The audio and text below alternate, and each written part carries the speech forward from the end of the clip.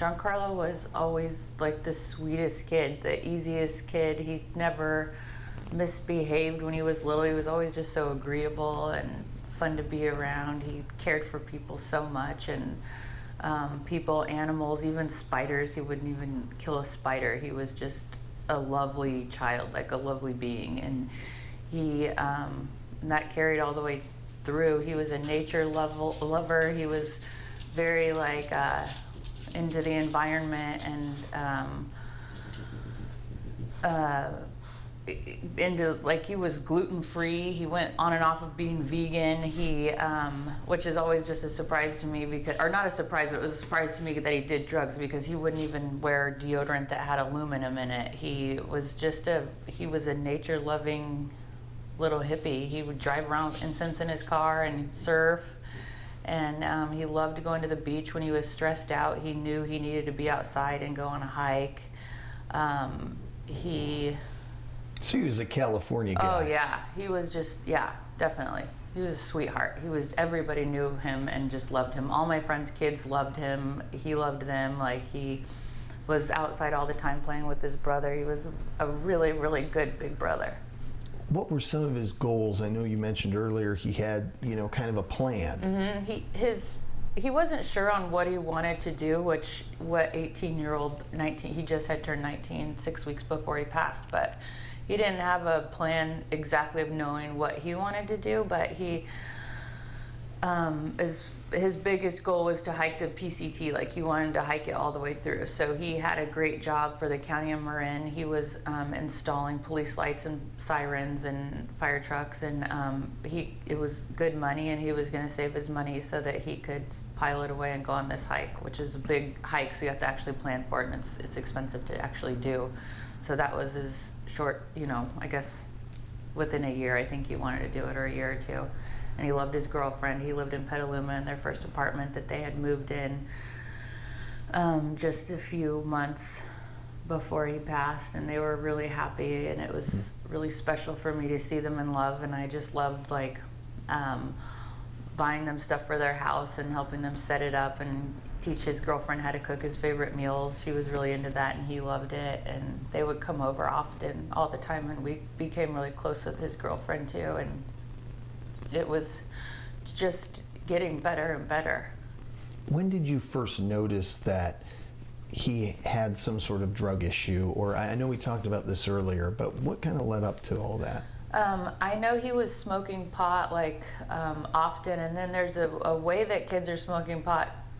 It's a little bit different than when we were young. They do dabs, and which I still can't, it's like pure THC basically, so it's really strong. And I think that once he began using that often, and that was, I think it kind of affected his decision making. I've learned a little bit about that from his rehab, and about pot and the teenage brain, and I think that probably had something to do with it, and he kept chasing his high. I mean, that's really strong stuff in itself. So I think after that he was just experimenting, and then he started experimenting with pills, which it's every teenager I talk to has seen it at their schools, and it's around, and that's a newer thing. I didn't think there was a lot of pills around when I was in high school.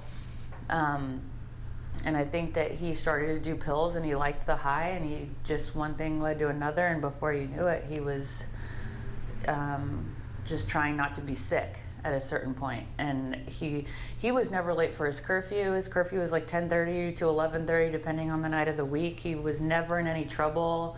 He never, I mean, he played with us. He would sit, I mean, I even got a little bit concerned when I noticed he was isolating himself, because, like, on Fridays and Saturdays nights, he'd be at home with us watching a movie or something like that, and not out at parties or stuff like that. So that was my biggest, I think that was something that in the back of my mind that was like, why isn't he, like, out running around with his friends? Most teenagers are out right now, but he was just always at home, and he never used heroin with other people. He did it alone. It's a lonesome drug, and he did it by himself. That's, I think, oftentimes why it's so dangerous also, because if you end up overdosing, there's no one there to know that you were on it. As a parent, what were you thinking? What was going through your head? I mean, what did you want to do? When I first found out he was on heroin. Yeah, or even leading up to that. Well, I had called this. I talked to a lot of people about it, and no one seemed to be as concerned as I was about like the constant smoking pot, which I think he was doing. So I didn't really know what to do. There's no like book on how to parent. So some people are telling me it's not that big of a deal. At least it's just pot. I heard that a lot. And I just didn't think he was living up to his full potential, or I thought it would get him in a rut. And I think pot is addictive, so that worried me. I didn't want him to get like no ambition and kind of I just wanted more for him. I wanted him to be healthy and happy. And I think so. I had called this rehab. I googled teens addicted to pot, or all of these things, and then I called the rehab that he ended up going to about 4 days before, and I just said, hey, I think my son might have a problem with smoking pot. I know that there was a lot of Jennifer Golick, who actually was killed in Yountville during those shootings last year. She was the director of his rehab at the time. And so I had Googled teenagers and pot, and she gave some amazing talks that were recorded on YouTube about the pot and kids smoking it, what it can do to them. So I began watching her videos, and they were really enlightening for me. So I called this place, and we kind of chit-chatted, but it was really expensive, and I just kind of was researching because I was concerned. And then I think it was like 4 days later I found out that it wasn't pot, it was heroin, and I called them back, and I said, remember me, I called a few days ago. It's not just weed, he's doing heroin. And I was in a full-blown like panic. I didn't know, I couldn't believe it. How did you find out that he was on heroin? Take me through that again. We searched his room often because we knew that he was smoking pot, and we had zero tolerance because he had recently got a car and just started driving. So we wanted to make sure he wasn't driving around stoned or putting other people in harm, or his passengers or other people on the road. So we had a really hard line with, you can have a car, and you can do all these things, but no drugs. And so we would search his room just to make sure we were on the same page. And so he had his first day of school at the JC, the local JC here, and my husband searched his room, and he found paraphernalia, and he waited until I got home from work to tell me. He said, or he confronted Giancarlo, and Giancarlo started crying and admitted it, and they talked, and Giancarlo admitted he needed help. He got himself in a position where he didn't know how to stop anymore. And so when I got home, my husband told me, and I went straight into my son's room, and I just said, Giancarlo, like, you're doing heroin, and like, how did something happen to you? That's kind of your first. I've talked to a lot of parents. That's our first thought is like, how my kid? Did I miss something? Was he abused in some way, or did he have something horrific happen to him, or some trauma or something that I somehow didn't know about? And he said, no, nothing ever happened to me. Like, I had a great childhood, everything was fine. He goes, I guess I'm like the lucky 1% that just like to get high. And that's what he told me. And, I think after talking to some people, like I have some friends that are sober, and one thing someone told me is that trauma has a scale of its own. So something that can happen to my son, say that he was bullied in middle school or something like that, can be really traumatic for him on the same level of someone that was abused, sexually or physically. It can trauma is such a personal scale. So, I was expecting some huge, something happened. You don't just do heroin. Like, there's got to be something that happened to you in order to do that. And there wasn't. It was just, one drug. I do believe that weed is a gateway drug. For my son, it certainly was. And I think he just kept, experimenting until he found heroin. And so that day when my husband told me, I broke down, talked to him about it. And then I called Muirwood back in Petaluma. There's not very many treatment centers for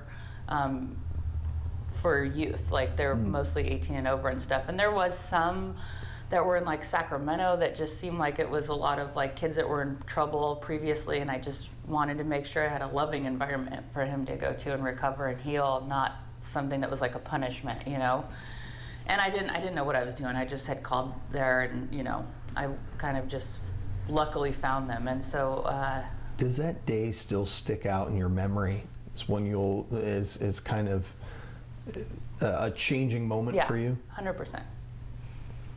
From there, I mean, did you as a parent have trouble, or did you feel that your son was agreeable to wanting to get help? I did. He was agreeable to everything. And I felt like that was a lot of pressure too, because I felt like I was guiding him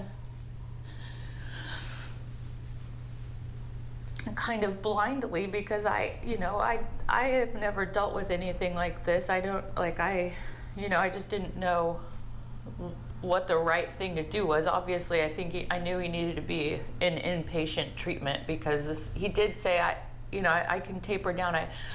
I'm going to try and taper down. I'm like, you can't, you don't just, no, absolutely not. And so I think he spent only one night at home after I had found out, and I asked him if I slept on the couch with him, because I just didn't even feel comfortable with him going in his room alone, that he would be using drugs. I didn't know anything about this. So it was definitely, that day actually was right up there with the day that he passed away to me, because it was just as traumatic, to be honest with you, the day that I found out he was using heroin, because I knew that he was so young still, that that's something that adults battle and have a hard time with. So a child, it just seems like they're sort of in this position. How can they battle a beast so big at being just a kid themselves, Did you ask him, where are you getting these drugs? I did. And he told me he was getting them from Craigslist. He just would Google black tar, roofing supplies, black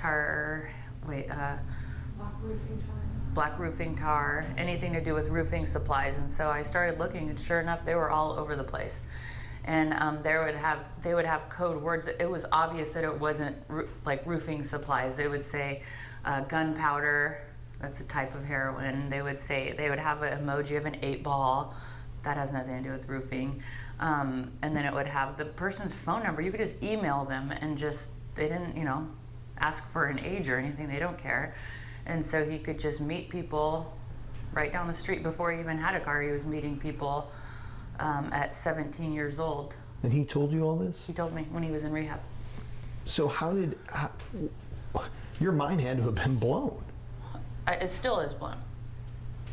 I still have a hard time believing, like, to this day, that this is my reality.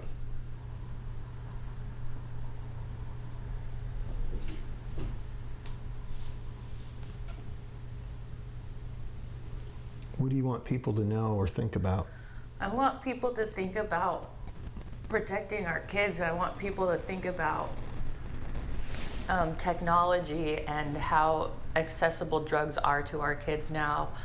I don't claim to have the answer, but I couldn't just sit here and not tell anyone truthfully how he died. It wasn't easy for me. I could have said he passed away in his sleep or something, and no one would have known, and that would have been easier. But I just felt like I have to be of service some way. Like, once he went into rehab, I really threw myself into learning about addiction and learning about different ways people go about it, and how to be the best support for him I could. And I think that now I just want parents to be aware. I think we need to be more aware of, like, technology, how easy it is to get. We need to hold, like, Craigslist accountable for having these things online, and they make a lot of money. They need to protect our kids. It's also their kids. They need to protect their kids. This is like, it's not right for our kids to be able to buy it so readily online. And I think he would, had he not been able to buy it so easily, I think that he may have lived through the night that he died. If he couldn't whatever reason, he stopped working his program, or whatever the reason was, I could sit here and go on and rack my brain. But if he perhaps couldn't have gotten a hold of it so easy, he may have lived just through that night. Maybe he could have just gotten through the night and, tried again in the morning, or started over, or called me. He just, I think that parents should know the term so that when they look at their kids' phones, like plug means a drug dealer. I didn't know that. Clear sealant on Craigslist means meth. Like it's on roofing supplies. I've heard somewhere that Roxy surf gear or Roxy surf gear is for Roxy. It's pills. And so there's and I don't even know the half of it. This isn't even the half of it. This is just what my son preferred. So I can't imagine how much other stuff is on line there. And I do know that police know about it. I think their hands are tied because of resources and because it's such a big it's not even the dark web anymore. It's just right there on Craigslist. Take me through how he described this or told you about this. He told me that he would find it on Craigslist. He also told me he would call a number. I assume he got that on Craigslist. And he would just tell the person, almost like a switchboard, and call and tell them how much he wanted, of what he wanted, and they would meet at like a big parking lot at a store, grocery store or something, and then he would follow them to a residential street or somewhere in the in a neighborhood, pull over, my son would get out of the car and go get the amount that the person had called like the operator. I mean, it's an organized crime. And so that way they're only carrying personal amounts. So if they do get pulled over, if they get in trouble, it's a misdemeanor, it's not a felony, and they're, it's a slap on the hand, and then they just skip town and go to the next cell. So it's very organized, and that's scary because our kids have they don't even have the thought, their brains aren't even done being developed. So it's our responsibility to protect them from this.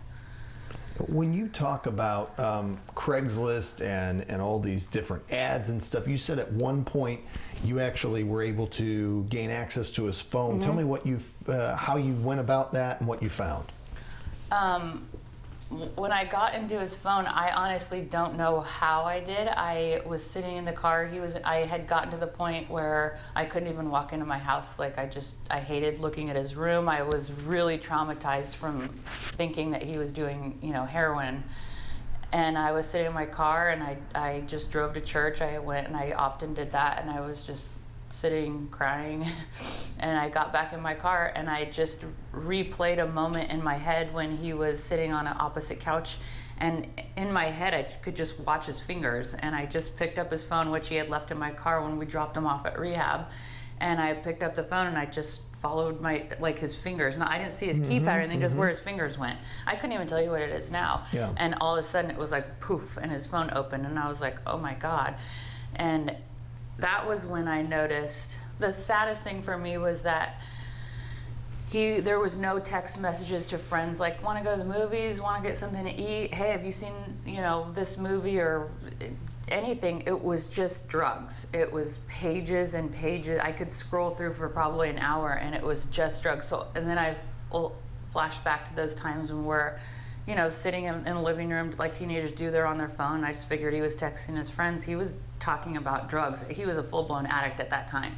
So all he was talking about was drugs. And that was also a wake-up call for me to what addiction, like an actual drug addiction, looks like, because I'd never seen something like that before. So it was almost like it reminded me of like an old Apple computer that would load when you were, the information goes, because it was like, this much of this and this kind of pill broken in half, and did you try this? Like other people texting him, and what did you think about that? And I get my prescription on this date, and I'll sell it to you on this date. And I mean, how did he get these numbers, do you think? That's his circle that he ran with. And so when there's a bunch of addicted adults, and they can sell him something and get a fix out of it, then they'll do it. And they did do it. And so I that was, a big wake up. Looking at it, that was heartbreaking to me. And the fact that I just sat with him in the living room, I had no idea. I mean, he wouldn't let me look at his phone anyway, I'm sure, like if I was sitting next to him, but it was just mind blowing. Like I'd never seen anything like it. I'm not trying to be harsh here, but as a parent, do you sit there and think, am I at fault here? 100%. Did I do something, or could I have done something else? I do. I think every parent does. I know better. Like, I know that I did my best. Like, we got him into treatment quickly. We took part in it. Like, we were 100% there at every family day. We spent, you know, an entire summer, like, getting a babysitter for our other son, so that we could go spend family days there. And I learned a lot. I read every book. I've seen psychiatrists, psychologists. I dove in 100% in order to help him. We did everything we could. We moved so that we weren't in the same house, so we would have a different room when we, you know, so we wouldn't be reminded all the time. And then when he got out after 45 days, we chose to pay half of his rent so that he could live in a sober living house, so that he was surrounded by other young men that were sober, and learn kind of how to have fun and how to live, but with sobriety, you know, rather than be, I knew it was like out of my scope of parenting. I couldn't be of service to him, like he needed help. Do you feel that treatment plan and everything when you sent him there, do you feel that made a difference? I do. And that's after like a lot of like soul searching in these last 3 months. I feel like, I mean, it didn't really work, I guess, obviously, but I feel like I got another year with him because of it, and that's like priceless. You know, he could have overdosed and I didn't even know he was using that when I found out. And because of the treatment, I got the best year I've ever had with him, because I kind of got a glimpse of the adult he was becoming. And he spent a lot of time with his brother, and it made me really appreciate it more. Like, you know, you kind of, these moments are fleeting as they grow. And so I got to just look at things with a different perspective and think about how lucky I was to be here with him, you know. And so there wasn't a minute that went by that I wasn't grateful, like, to the craziest extent, to see my kids playing with each other, because I knew that John Carl had, you know, come close. And back to your question too, like if I could have done anything, I look back at when he was younger, talking about drugs. He graduated from the DARE program, and I feel like our kids are kind of gypped, because then he got this, they changed it, you know. He went through DARE and they said all these bad things about smoking pot and all this, and then all of a sudden it was legal. And, you know, it just sort of sent a mixed message, I felt like, to him. So it kind of put everything else he learned in DARE, like, well, that was illegal, and now they say this is legal. You know, it's like not as serious. And so we talked about drugs a lot. I remember we always go camping, like Almanor when he was little. We'd go several times during the summer, and I remember one time in particular, he got so annoyed with my husband and I, because we were role playing on different ways how to say no. And we're like, you don't have to just say, no, I don't do drugs. You could say, no, that makes you stupid, I don't want to do that. And we would just say, my husband, he would pretend to be offering me drugs at a party, and then I would like say how to say no in cool ways. And he was in the back seat, and he was like, oh my gosh, you guys. And I think he was like 12 years old. So we did discuss it. We had a neighbor that broke his leg, and I think they were like 14.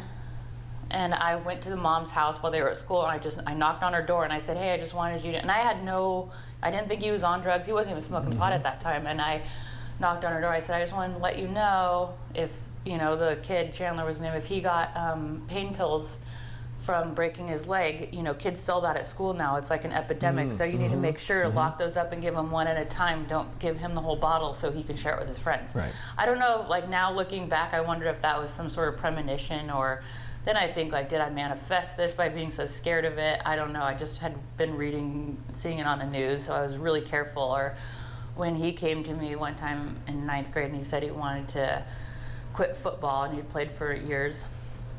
And I told my husband in the exact words, I said, you know, my biggest fear would be that he doesn't want to play, so he's not good at it because he's not into it. And then he got an injury, and then he got addicted to pain pills.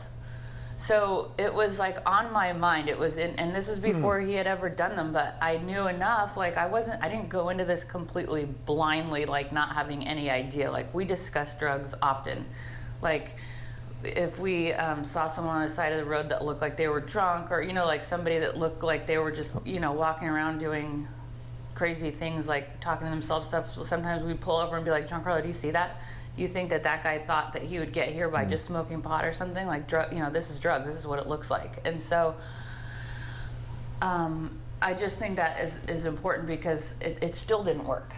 And so I think that's a key piece for me. So I look back and look at all these things, and I don't carry a lot of guilt. I feel like I did a pretty good job of talking to him about drugs and talking to him about how you could end up. And I acted quickly when I found out. I think I did everything right. I don't think that anything I could have done would have changed his path. How did you ultimately find out? Take me to the day of his death and what happened. Sorry. You're fine.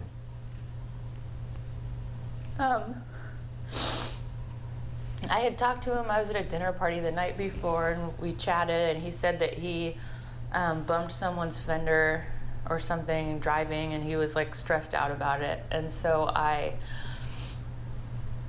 we got home at I think 10. I called him at 10:20 and I said, hey, I just wanted to call and say goodnight, and I just wanted to make sure that you're not carrying that stress with you about, we'll figure it all out. That's what insurance is for. I said, I just, don't take it like it's such a huge deal. Like, we'll figure it out. So tomorrow I'll call you and we'll deal with all the insurance stuff and everything. And he said, okay. I said, are you all right? And he said, I'm okay, Mom. I said, okay, I love you. And he said, I love you too. And then he was actually at his sponsor's house when I talked to him, his AA sponsor. So he was struggling with some cravings, I think, due to stress at that time. And then in the morning, I called him first thing. He had told me he wanted to go on a hike on Sunday because I invited him over to make Christmas cookies with his brother. And he said, I just need some time to myself. I need to get out in nature. And I said, okay. And he said it like just so sweetly. And then in the morning, it was raining that day, so I called him to see if he might want to come over. We could deal with the insurance stuff and make cookies because Christmas was in just a week or so. And he didn't answer, and he always answers my calls. Like, even if he's annoyed because I call a lot, he always answers my calls, and he just didn't answer. And it happened a few times. Like, I called and it would just go straight to voicemail. And I just had this, like, I could feel it now, like this just weird, like, sinking feeling, like mother's intuition. And so I called his girlfriend who was gone for the night. They lived together, but she had gone and seen the Nutcracker with her mom, so she wasn't home that night. She spent the night with her mother. And I called her and I texted her. I said, Lucy, have you talked to Giancarlo? And she said, no, I'm not home. I said, I know, but he's not answering and I have a bad feeling. And so she called their roommate, another girl, and she said, knock on the door. If he doesn't answer, call 911. And so he wouldn't answer, so she did. The call went in at 11:11, and the paramedics came, and he had died some time before that. And I still don't exactly understand when, because they tried to resuscitate him. And so I guess there's just no time of death, but they worked on him for an hour, and they declared him dead at 11:48. So when we went there, the paramedics had already left.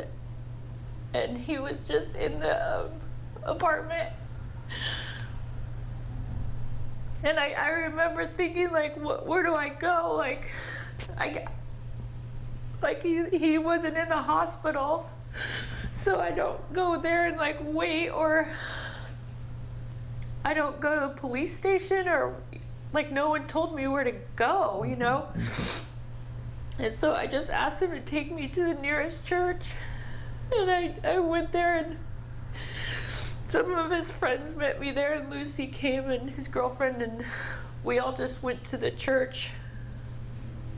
And then the coroner came and got his body, and so my dad went and sat, and he spent the night at the coroner's office because I didn't want him to be alone, because I felt so weird just driving home. Like, I just go to my son's apartment, and Petaluma's only 30 minutes away, but I still didn't really know anyone there. So it was just surreal. It still is surreal when I think about it.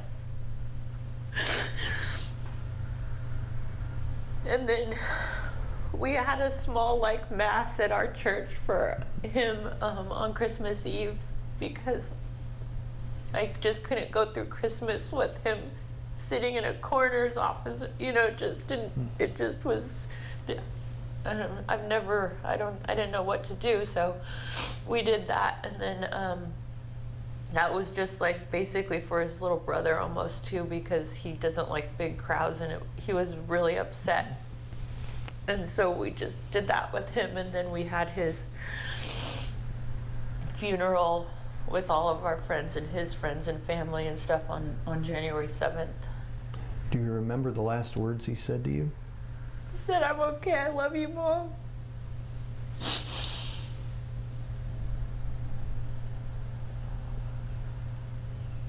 I bet that means a lot, though, knowing that you got that time with him and those were the last words. Yeah, it means everything. And there's one thing I know, that kid knew I loved him. Like, I would like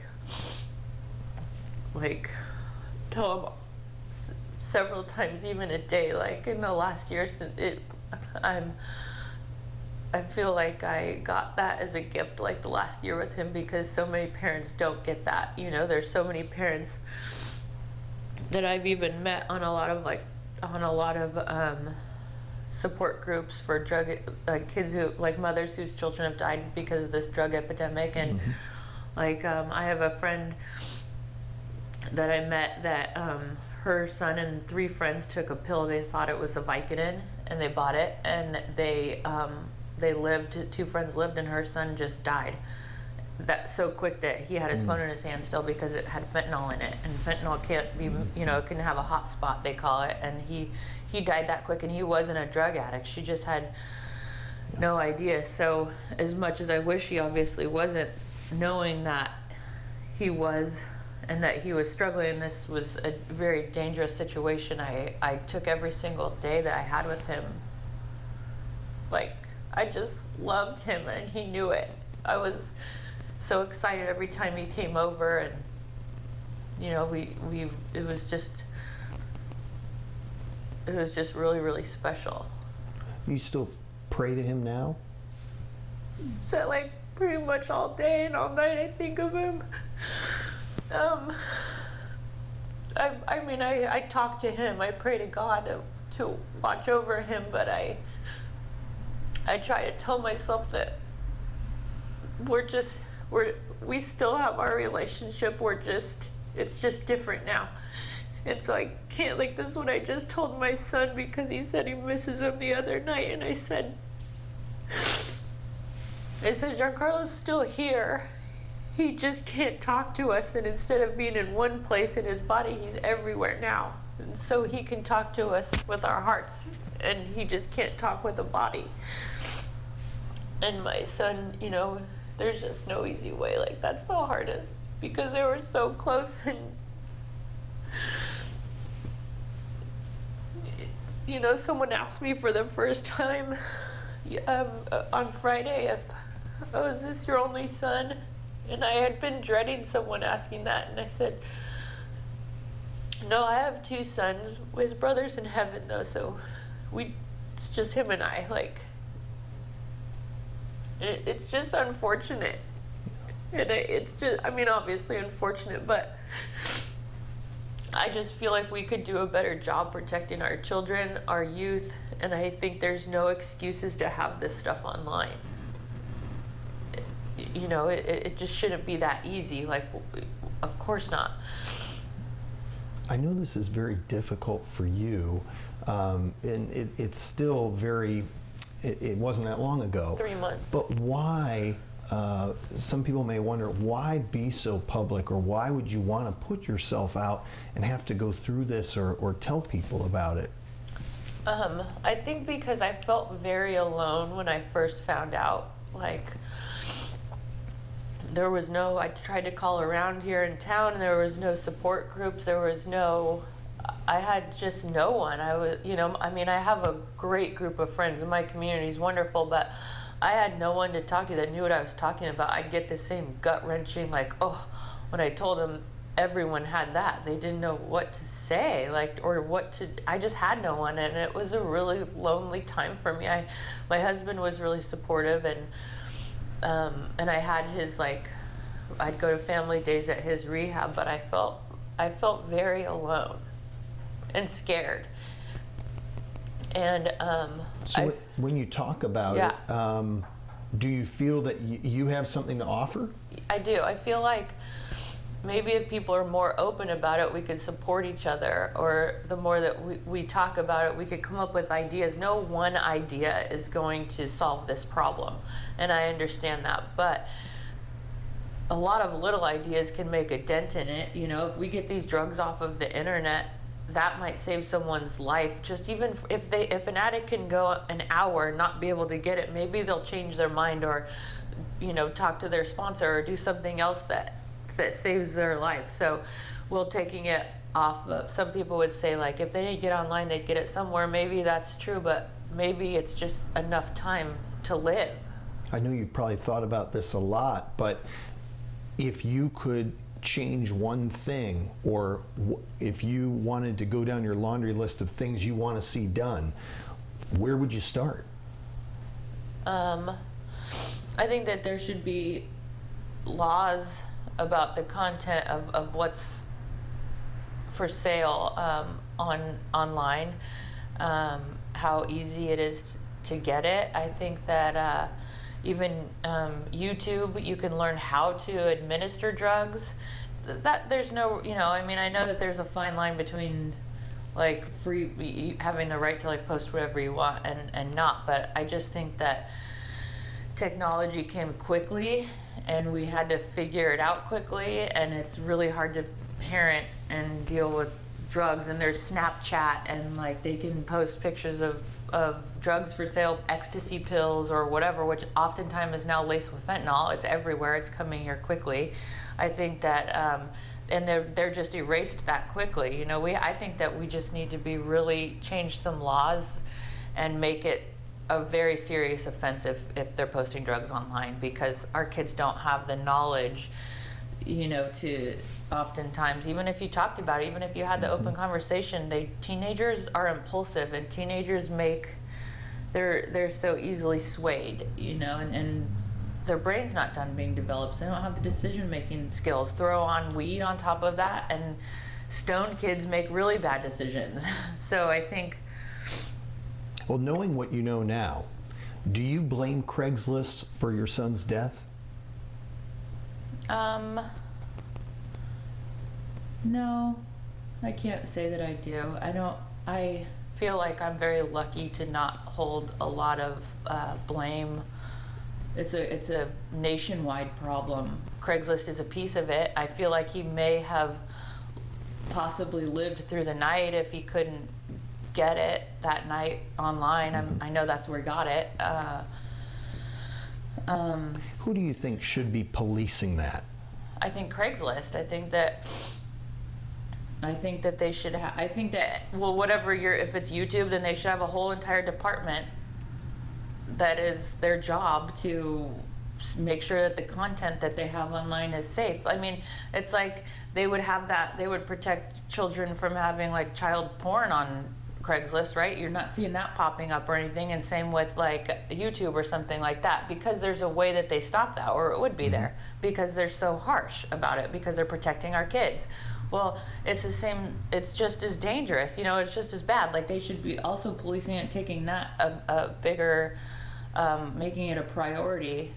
It almost seems too easy, though, that even a 19-year-old can figure out these code names and be able to just text someone and get the drugs in hand. Yeah.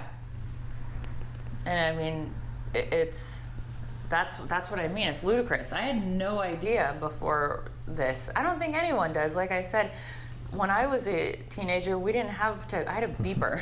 Yeah. So in order to I'm in a situation now where I'm parenting a kid and they know more about the phone than I do, like, and I can set a million of these, like, you know, teenagers will get around everything. And I just feel like it's scary because technology crept up on us. It happened very quickly, and we don't have the tools as parents I mean, we can read articles all day long, but it's going to have to be something. It has to. We all need to help each other. Craigslist needs to watch their content, and parents need to know these code names of what they're looking for. And I think that it's sort of a group effort needs to take place because it's our kids. Do you think police are aware of this stuff that's out on Craigslist? 100%. And I don't, and that's one, I do get angry about that because yes, I do. And I don't know why we don't have the resources to arrest people for that. I don't understand that. I mean, I've talked to detectives and they've said that they just simply don't have the manpower, and I don't understand that. It should be a priority. We're in an emergency. Like, the opioid epidemic is a crisis that our country's facing, and everyone knows about it. So to hear that they don't have the manpower, their hands are tied, or it's too, I don't understand that. That does make me angry. Because would you say that there are thousands of other children just like your son that is going around and looking at these web pages every day? 100%. Absolutely, there is. 100%. I mean, and it's a statistic, sadly. There's no doubt. I'm sure it was, and we talked a little bit earlier about this, but the signs are almost hard to see, right? Would you say that, you didn't even realize, I mean, other than the isolation thing, but... I just noticed that he didn't seem as, he didn't go out and do things with his, he just seemed a little isolated, I would say, but he never was like nodding out, or there was no physical... I mean, he was going to school or working or whatever? Yeah, he worked. He never didn't. He was going to school. He had... he was doing everything that he could. I mean, he started at the JC, and he had just gotten excited because he learned how easy it was going to be to transfer, and he had met with a counselor there at the Napa Junior College who was really awesome, and he was excited about his future. And this is before before we found out he was on drugs, and he wasn't late for his curfew. He didn't ever talk back to me. He was always so nice to me and so nice to his brother, and he was just a pleasure to be around all the time. So other than the isolation... Do you feel like the drugs robbed you of time that you could have spent with your son in the future and seen what he would have grown up to be? Of course I do. I call it like I do my best to like catch myself, but I call it like I get a case of the I'll nevers. And some days it consumes me because I'll never get to meet his grandkids, and that's kind of where my mind goes. I'll never get to see him be an uncle to his brother's kids. I'll never get to see him and his brother in each other's weddings. I'll never get to know he wanted to grow a beard so bad. And he was just 19. He had just turned 19, so that makes, for some reason, that always pops in my head, is I'll never know if he would have gotten that beard that he wanted. But I catch myself now, and I just say, I change my I'll nevers to I got tos, kind of, and that's just something I tell myself. So I got to see my son be the best brother, and I got to see my son in love because he, had a really special girlfriend for the last year and a half. And I got to see how he treats women. I was proud of how he treated his girlfriend, and I got to see the kind of person, I got a glimpse into his person. Like a lot of people, if they lose their small children, I'll bet that that's something hard for them. They won't know what kind of person they would have been. And even it was just a very small glimpse. I got a glimpse of that. Not enough, but I got to see, I have a pretty good idea of what kind of person he was and would have been, so sometimes I'll still I feel like we talked so much and we were so close that I will, in my head, I'll sit, like if I see an article on something that he would have liked, and I'll still tell him, and I'll tell him like in my head, oh, Carla, you won't believe this, and I talk to him so often that I can almost hear what he would say to me back, and so that makes me feel good, So there's little things that I know that I have a little one who's watching how I deal with it too. So that is I How tell is your myself- family doing? I mean, are you strong together? Yeah. Yeah. My little son, he just does, he just doesn't understand. Like he knows he's not coming back, but he draws pictures all the time for him, puts it in the Bible. He'll draw, like he drew a picture, I was telling you, of a Happy Meal, and he said in case there's no McDonald's in heaven, then he will draw pictures of like their apartment. And how old is he now? 7. He's in 1st grade. Okay. So my husband just told him that Jean-Carl had an invisible disease that made him sad, and he took medicine that the doctor didn't give him and that someone else gave him, and it made him fall asleep and not wake up. And they went to heaven.